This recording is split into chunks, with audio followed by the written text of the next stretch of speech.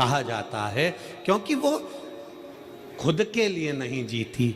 एक माँ, एक स्त्री, एक बहन, एक बेटी, एक नारी, एक बहू, एक सास, जितनी बैठी हैं यहाँ पर मेरी जीजियाँ, जो स्त्रियाँ यहाँ पर बैठी हैं, जो नारियाँ यहाँ बैठी हैं, जो माताएं कथा श्रवण कर रही हैं, इन सब का जीवन देखिए, ये अपने लिए नहीं जीती। अगर व्रत भी करती है तो पति की लंबी उम्र के लिए, बच्चों की उन्नति के लिए करती है। अपना घर छोड़कर, अपने बाबुल का, अपने पिता का घर छोड़कर ससुराल में चली जाती है, और ससुराल में भी आधा इधर आधा उधर सोचती है मेरा ये भी घर है, मेरा वो भी घर है। परंतु मायके में रहती है तो लोग कहते हैं तू पराई है, और ससुराल में पहुंच जाती है तो लोग कह देते हैं पराई घर से आई। काय का छेड़?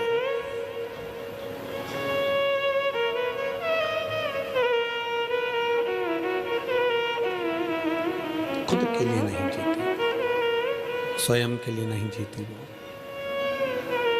पूरा जीवन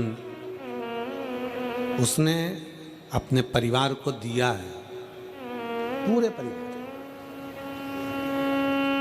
पूरा जीवन दिया। और परिवार वालों से क्या चाहिए एक स्त्री को, एक नारी को? शंकर भगवान की धर्म पत्नी माता पार्वती जी को शंकर जी से क्या चाहिए था? शिव जी से क्या चाहिए? केवल आदर। क्या चाहिए? सम्मान, आदर। 33 कोटि देवता में कोई देवता ऐसा नहीं जिन्होंने अपनी धर्म पत्नी को इतना आदर दिया हो जितना शंकर भगवान ने पार्वती को दिया है।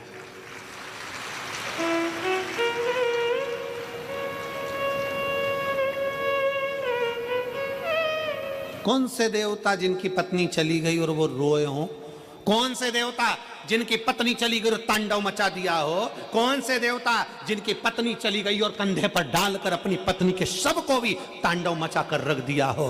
कितना प्रेम करते थे शंकर सती से कि कंधे पर शव डालकर उसका तांडव मचा कर रख दिया, और अपनी पत्नी को ऐसे समाप्त नहीं होने दिया।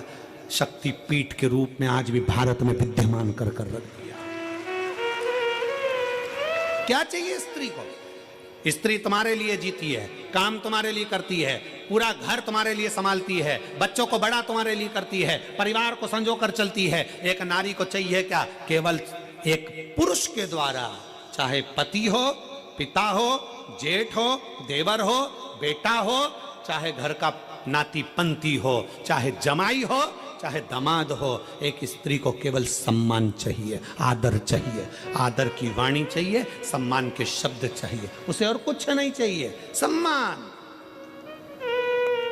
33 कोटि देवता में, देवताओं ने भले अपने पास में अपनी देवियों को बिठाया होगा, अपने पास बिठाया होगा। आप देखिए, माता लक्ष्मी भगवान नारायण के पास में है, उनके चरणों में है। ब्रह्माणी जी के पास में है, राम जी के पास में सीता है, कृष्ण कन्हैया के पास में राधा जी हैं, सब देवता के पास में सारी देवियां हैं, उनके नजदीक में है। केवल एक शंकर भगवान है जो अपनी पत्नी को अपने पास में नहीं, अपने से ऊंचे बिठाते हैं। इसलिए शंकर के मंदिर में पार्वती का स्थान ऊंचा होता है।